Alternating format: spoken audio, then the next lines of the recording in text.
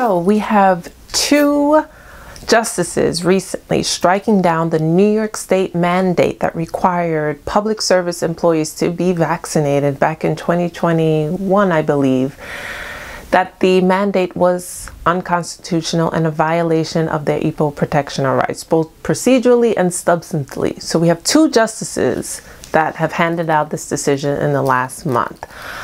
I think this channel should be renamed Legal Shenanigans or United States Government Shenanigans. Let me know what you think about renaming it.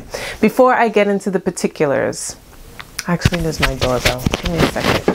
So for those who are unfamiliar and if it's your first time here, this is the legal code, and on this channel we discuss a wide range of legal topics, whether that's public policy, the failure of our U.S. government, legal pitfalls to avoid in your small business or in your personal life, and occasionally we touch on celebrity shenanigans, but only in so much as that you can have some value from their legal woes.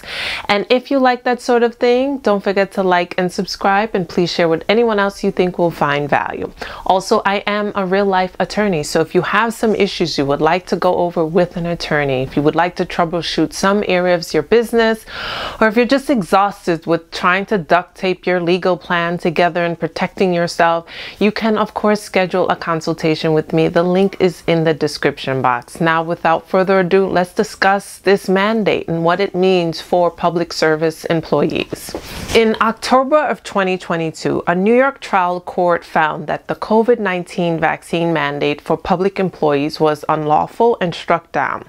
Justice Porzio, who presided over the case in the New York Supreme Court in Richmond County, which is Staten Island for those who aren't aware, wrote that the Commissioner of Health and Mental Hygiene's order requiring vaccination against COVID-19 as a condition of employment with the City of New York violated the employee's substantive and procedural rights under New York Constitution and was arbitrary and capricious exercise of executive authority.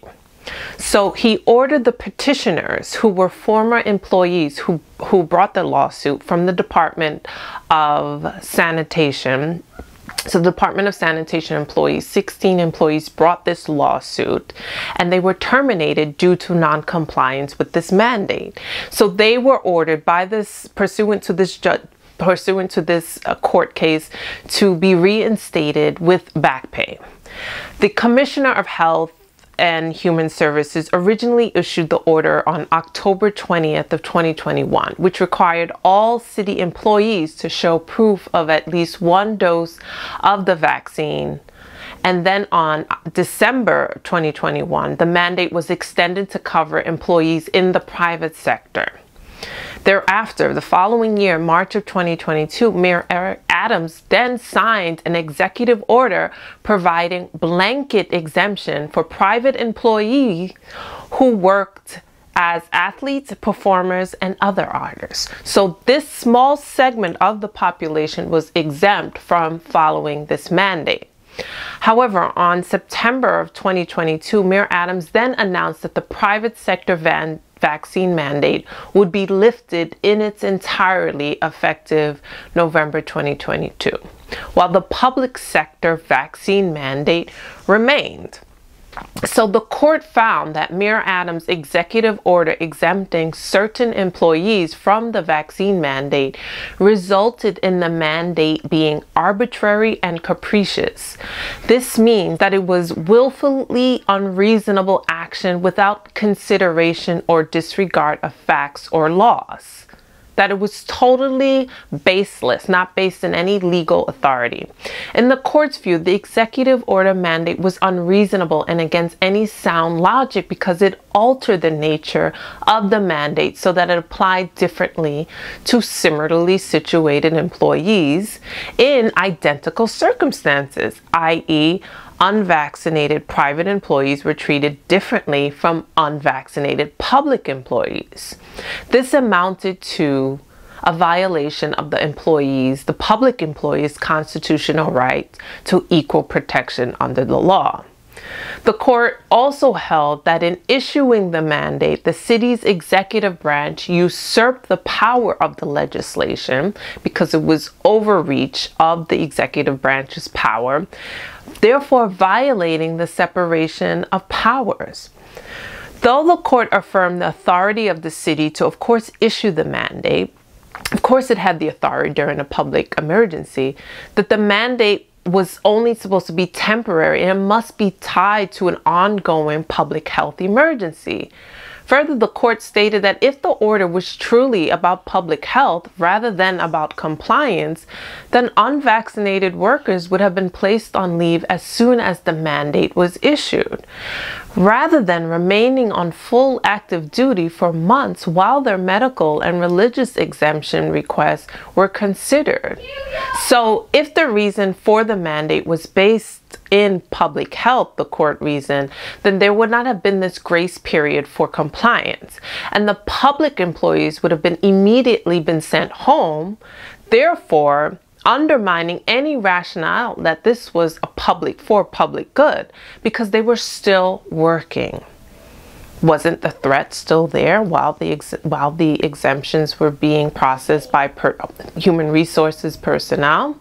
Now, of course, the city has appealed the decision, which will be interesting to see if it actually has any standing, which is whether or not there's a legitimate claim of harm that the city can argue, because the mandate has been lifted. So what would the state say is their standing? Because the mandate it expired, so it's moot at this point to challenge the decision of the Supreme Court.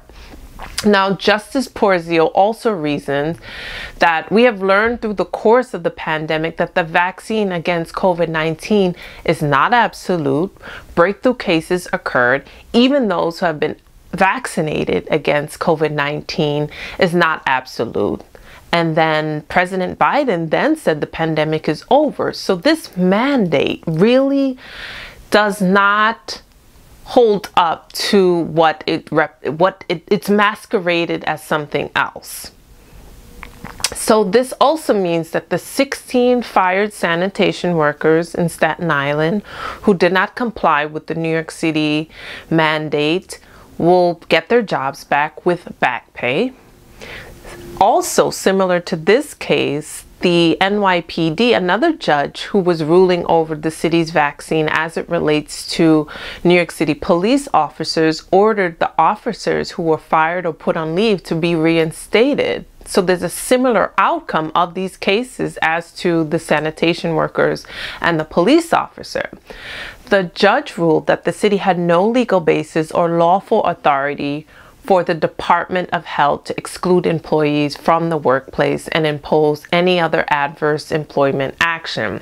So it struck down the mandate as it imposed a new condition of employment to the police officers. This ruling also calls for workers who lost their jobs or who were put on unpaid leave to be reinstated to their previous positions, and with back pay, of course. The PBA president went on record saying that this ruling confirms what we have said all along from the start, that the vaccine mandate was an improper infringement on our members' right to make personal medical decisions. Now that the city has abandoned any pretense of public health justification for vaccine mandates, we expect it to settle our pending lawsuits and reinstate with back pay for the members who were unjustly sent home.